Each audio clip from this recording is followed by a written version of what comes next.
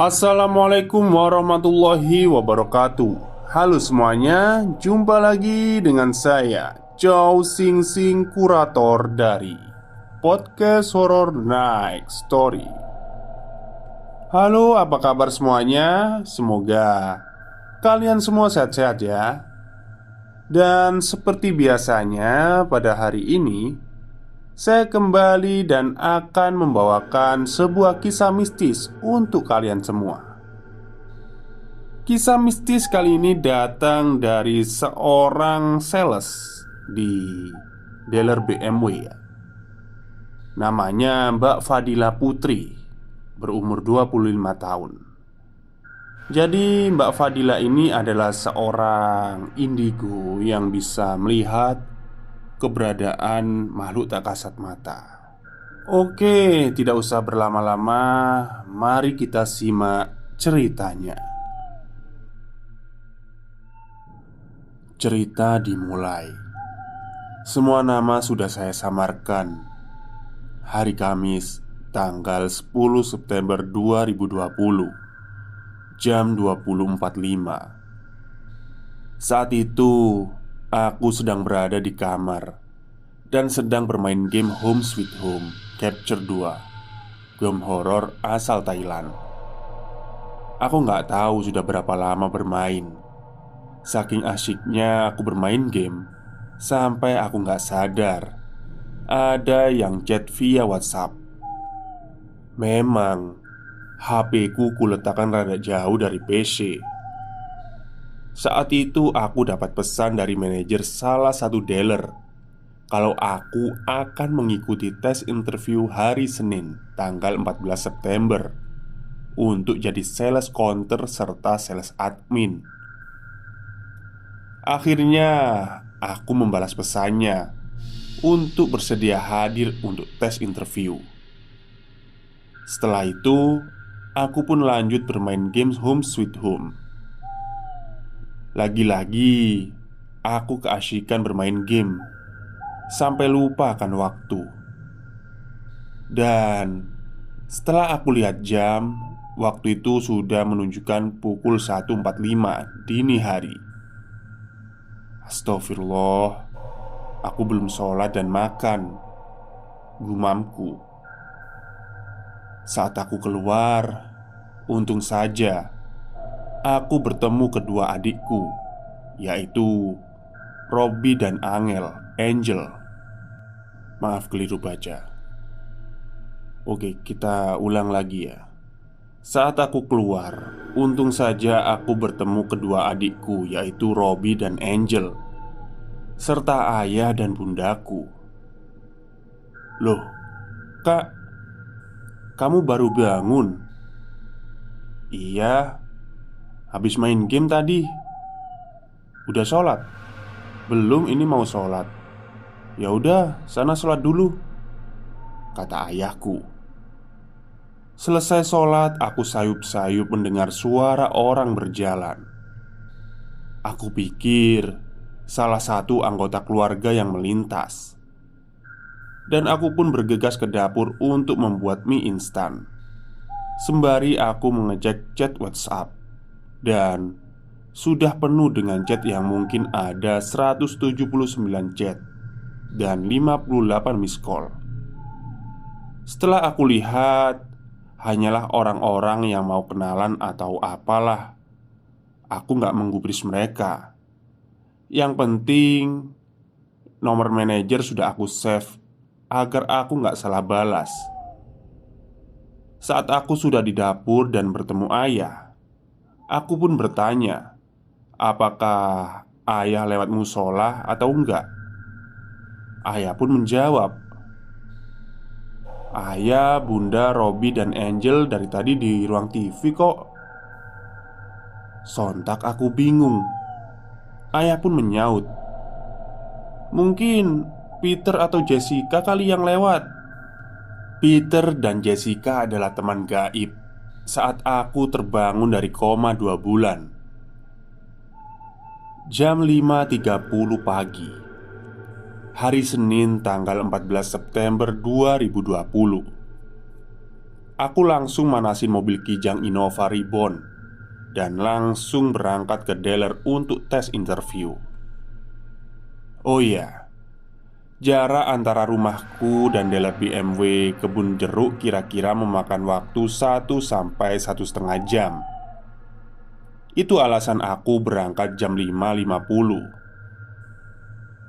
Sesampainya di sana sekitar jam 6.55 atau jam 7 kurang 5 menit. Dan saat hendak aku menuju ke dalam, tiba-tiba satpam bilang, "Mbak, itu temennya nggak disuruh turun." Sontak aku pun bingung dan melirik ke arah mobil. "Hah? Temen? Nggak ada tuh pak. Itu mbak, temennya pakai baju warna merah." "Ah, perasaan bapak aja kali." "Oh, iya kali mbak ya. Oh, mbak mau beli mobil?" "Enggak pak, saya mau ngelamar kerja di sini. Saya mau ketemu sama Pak Irawan. Pak Irawan ada?"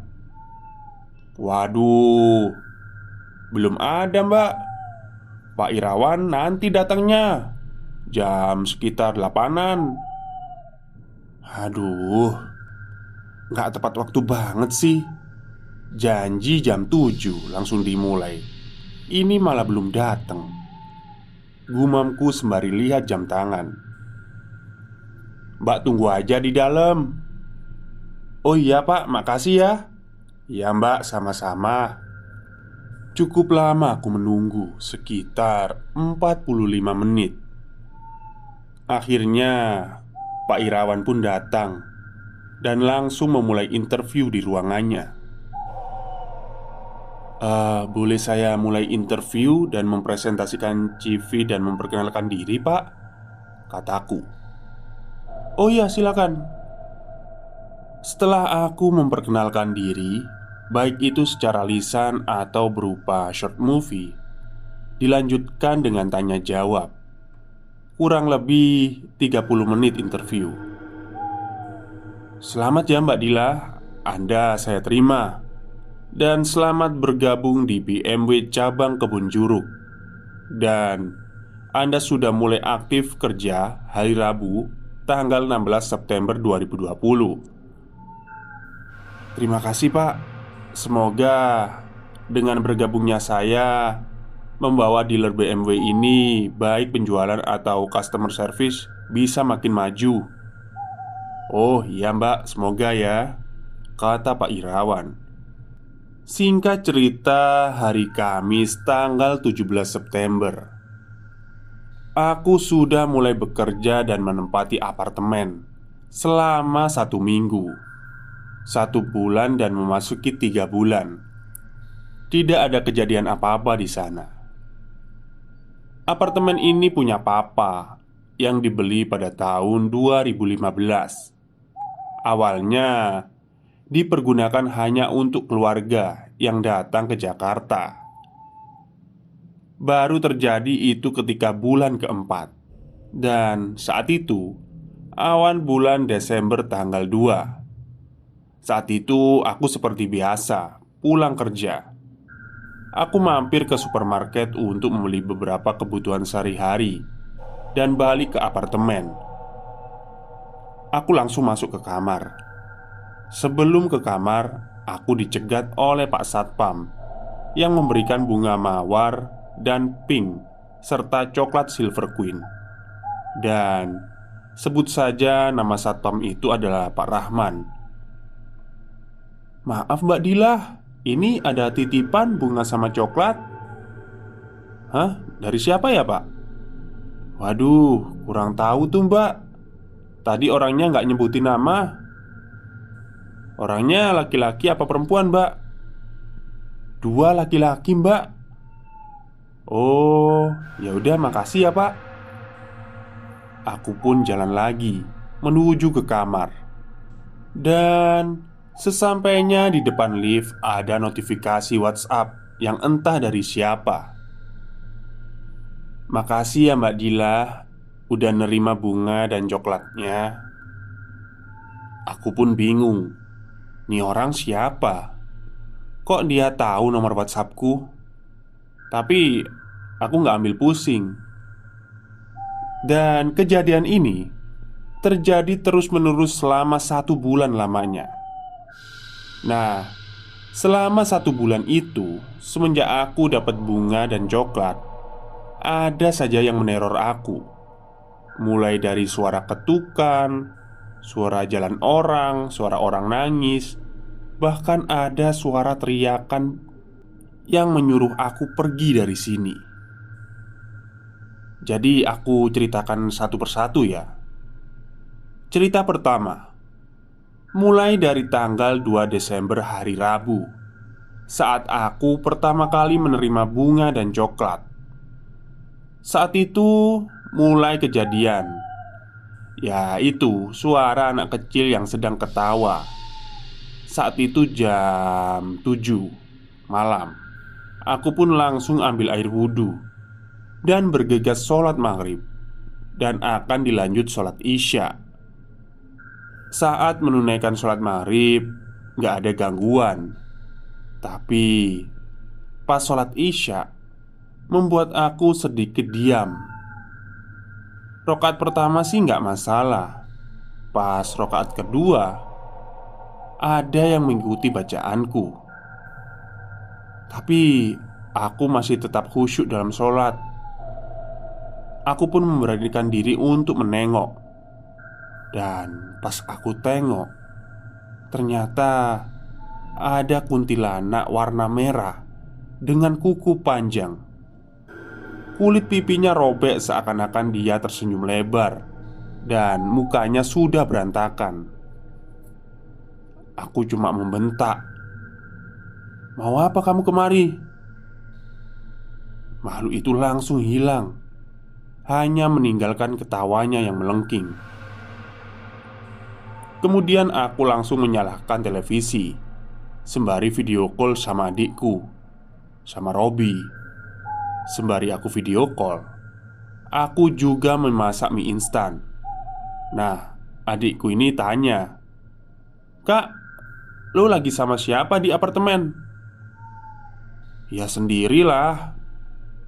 "Ah, masa? Kok di belakang lu ada perempuan?" "Alah, gak usah nakut-nakutin." "Ah, gila lu. Beneran." "Hei, manusia itu derajatnya lebih tinggi dari mereka. Dia ngertak kita aja. Kita lawan, gak usah takut." Saking terbiasanya melihat mereka, aku jadi gak takut dan biasa memberi petuah bijak seperti ini. Aku video call cukup lama dengan adikku, dan dia pun ingin mampir ke apartemenku untuk menemani. Cerita kedua, masih malam yang sama, yaitu malam Jumat, jam sekitar 12.00. Robi pun sampai di apartemen. Dan pas dia datang, aku hanya lihat ekspresi mukanya seperti ketakutan. "Heh, lu kenapa? Ngompol ya?" Kak, aku tadi ketemu setan."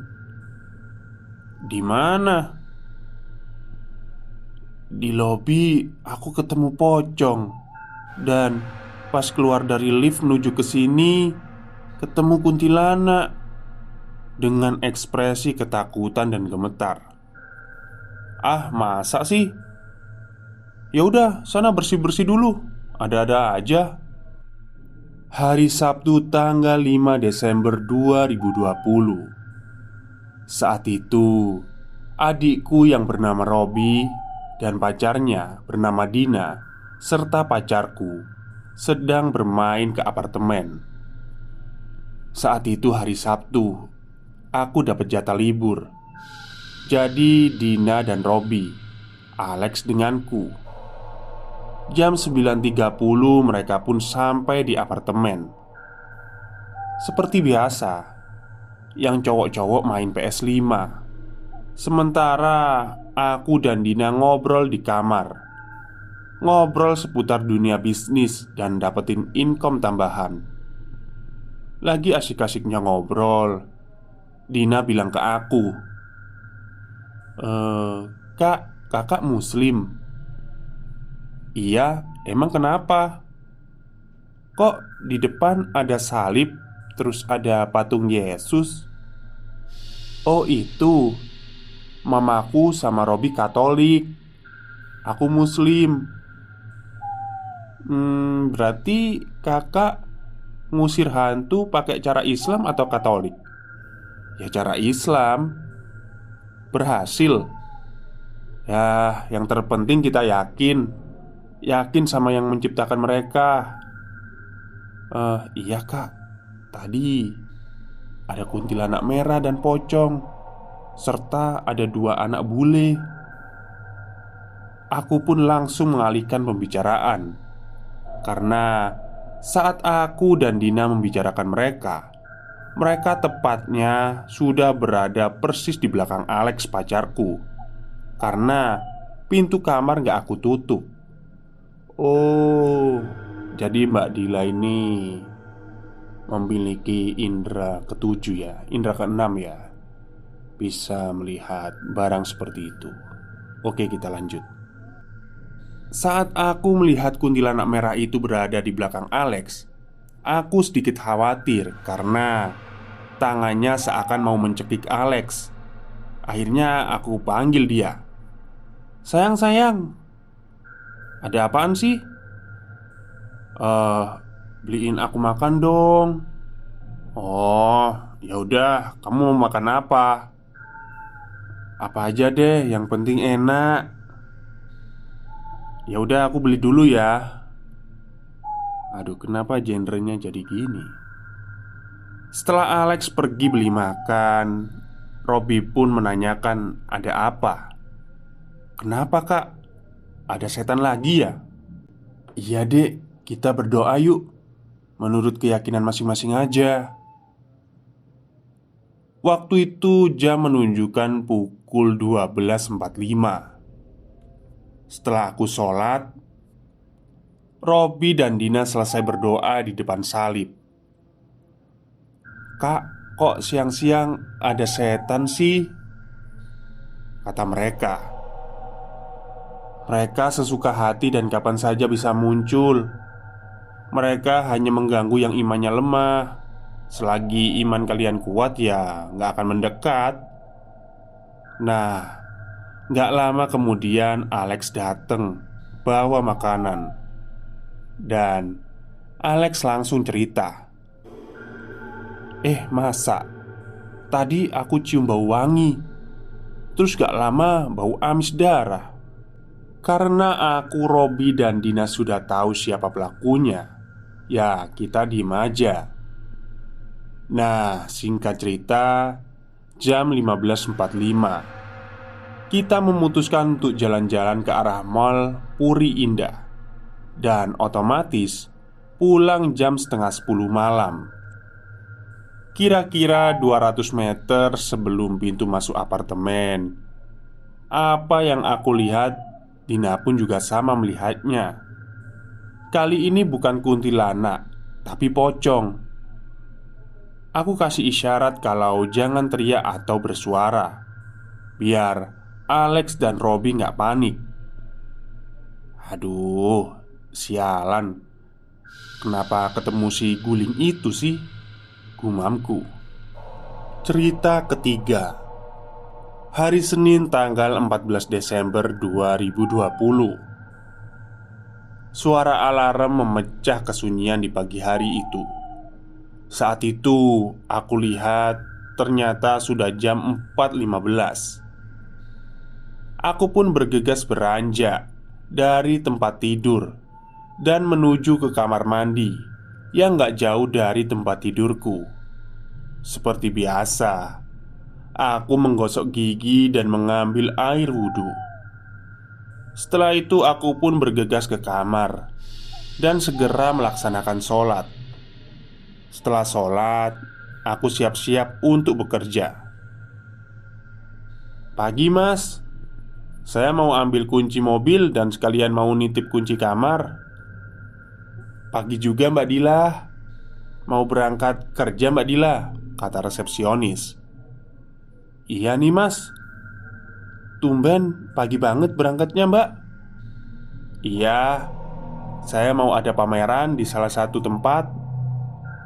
Oh, itu wajib ya Mbak?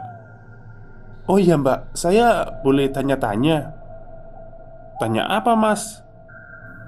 Tadi malam Mbak Dila keluar.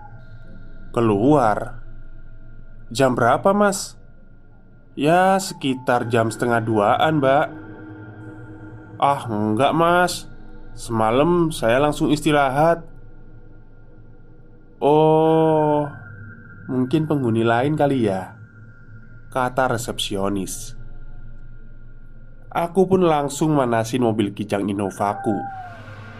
Singkat cerita, sampailah aku di dealer BMW. Aku absen dan mempersiapkan mobil mana saja yang akan digunakan untuk pameran. Saat aku memilih mobil, di ekor mata aku melihat ada sesosok perempuan yang menggunakan baju dress merah, rambut panjang dan kukunya yang panjang. Aduh, sialan, kuntilanak itu lagi, gumamku. Sampai ada yang menggoyangkan badanku dan memanggilku. Mbak Dila, hehe, Mbak Dila sadar. Mbak Dila, jangan ngelamun. Seketika aku sadar dan untung saja yang menyadarkanku adalah supir towing.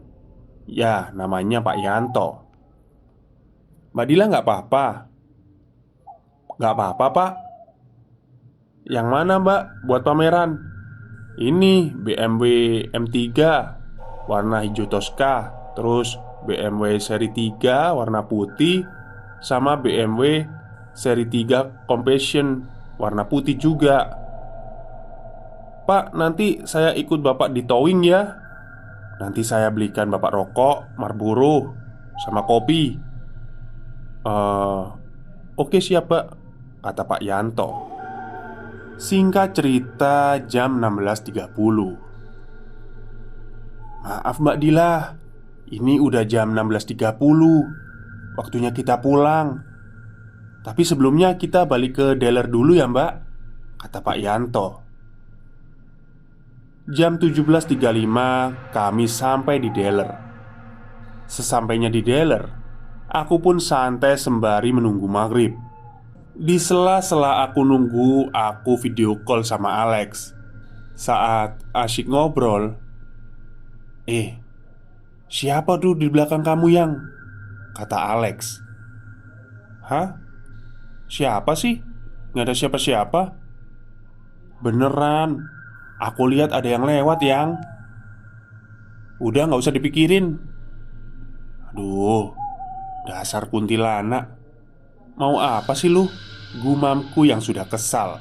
Kemudian aku pamit sholat maghrib ke Alex dan mematikan video call. Setelah aku selesai sholat, aku pamit ke Pak Irawan dan sales lain untuk pulang sekitar jam 19.15. Sesampainya di apartemen, aku langsung bersih-bersih dan sholat isya. Saat aku sholat, mulai ada kegangguan di rokaat pertama.